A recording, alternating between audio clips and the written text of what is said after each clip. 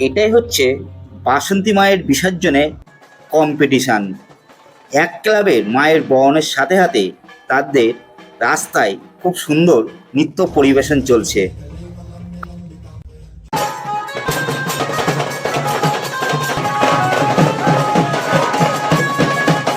দুটো ক্লাবের মধ্যে কিন্তু বিসর্জনের কম্পিটিশান অলরেডি শুরু হয়ে গেছে।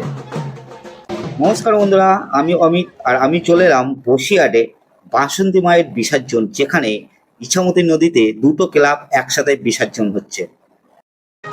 মায়ের বরণ করা কিন্তু অলরেডি শুরু হয়ে গেছে আর আমরা কিন্তু এই মুহূর্তে দেখতে পাচ্ছি, আর আমি এই মুহূর্তে দাঁড়িয়ে রয়েছি আমাদের বসিরহাট ধলতিদার মন্দিরঘাটা দেশপ্রিয় ব্যায়াম সমিতিতে।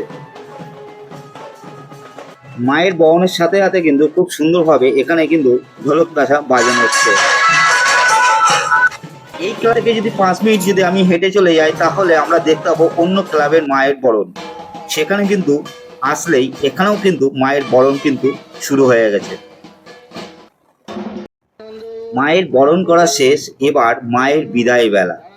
মাকে নিয়ে যাওয়া হচ্ছে আমাদের বসিরহাট ইছামতি নদীর ধারে, যেখানে মাকে বিসর্জন দেওয়া হবে।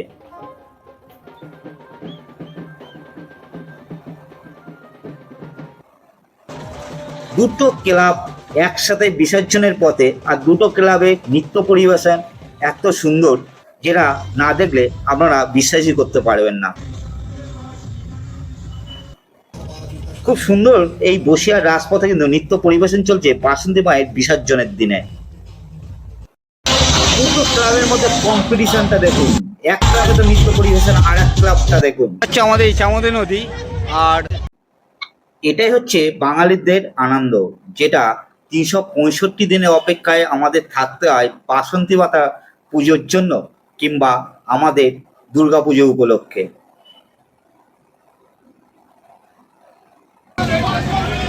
মায়ের সাত পাক।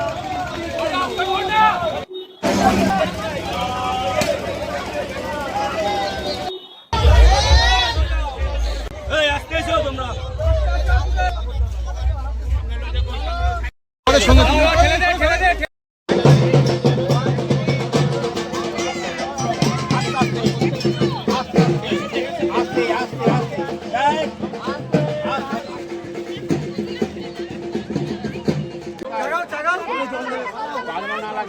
বাঙালির যে গর্ব, আজ কিন্তু তা শেষ হয়ে গেল।